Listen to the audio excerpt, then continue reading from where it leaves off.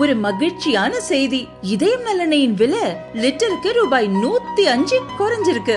September 2023ல 1 litre இதயம் நல்லெண்ணெயின் அதிகபட்ச விலை ரூபாய் 503. ஆனா இப்ப 1 லிட்டர் இதயம் நல்லெண்ணெயின் விலை ரூபாய் 398 மட்டும்தான் தமிழ்நாட்டுல. அப்ப இனிமே எல்லாரும் இதயம் நல்லெண்ணெய் வாங்கலாம் இல்ல? மேற்கு வங்கத்தின் ஹூக்ளியைச் சேர்ந்தவர் பூர்ணம் குமார் ஷா. எல்லை பாதுகாப்பு படையில் கான்ஸ்டபிளாக உள்ள இவர் பஞ்சாபின் ஃபெரோஸ்பூர் எல்லைப் பகுதியில் பணியில் இருந்தார். ஏப்ரல் 22 நடந்த பஹல்காம் தாக்குதலுக்கு பின் அங்கு பதற்றம் ஏற்பட்டது. அட்டாரி வாகா எல்லையில் பூர்ணம் குமார் ஷா பாதுகாப்பு பணியில் ஈடுபட்டார். அப்போது தவறுதலாக எல்லை தாண்டி பாகிஸ்தான் சென்றதாக கூறப்படுகிறது. ஏப்ரல் 23 பாகிஸ்தான் ராணுவத்தால் பூர்ணம் குமார் ஷா கைது செய்யப்பட்டார். அவரை மீட்க இந்திய அரசு பல்வேறு நடவடிக்கைகளை எடுத்து வந்தது. தனது கணவரை மீட்டு தருமாறு பூர்ணம் குமாரின் 7 மாத கர்ப்பிணி மனைவி கண்ணீர் மல்க கோரிக்கை விடுத்திருந்தார்.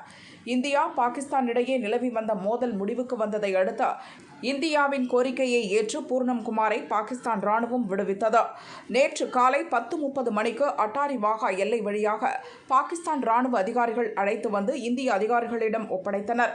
கிட்டத்தட்ட 21 நாட்கள் பாகிஸ்தான் கஸ்டடியில் இருந்த பூர்ணம் குமார் எப்படி நடத்தப்பட்டார் என்பது பற்றிய தகவல்கள் இப்போது வெளியாகியுள்ளது.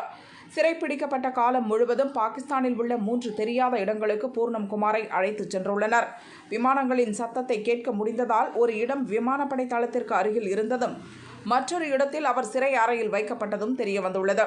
பெரும்பாலும் பூர்ணம் குமாரின் கண்கள் கட்டப்பட்டே இருந்துள்ளது. பாகிஸ்தான் அதிகாரிகள் தூங்க விடாமல் கடுமையான வார்த்தைகளால் வசைப்பாடி உள்ளனர்.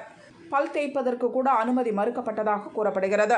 ஷா உடல் ரீதியாக சித்திரவதை செய்யப்படவில்லை என்றாலும் எல்லையில் உள்ள BSF நிலைகள் குறித்து விசாரித்துள்ளனர். பாகிஸ்தான் அதிகாரிகள் சாதாரண உடையில் சர்வதேச எல்லையில் பணியமர்த்தப்பட்ட மூத்த அதிகாரிகள் குறித்த விவரங்களை கேட்டதாகவும் தெரிகிறது. கான்டாக்ட் விவரங்களையும் கேட்டுள்ளனர். ஆனால் பூர்ணம் குமார் பிடிப்பட்ட நேரத்தில் எல்லை பாதுகாப்பு படையின் நெறிமுறைகளின்படி மொபைல் போன் வைத்திருக்காததால் அவரால் எண்களை வழங்க முடியாததும் தெரியவந்துள்ளது.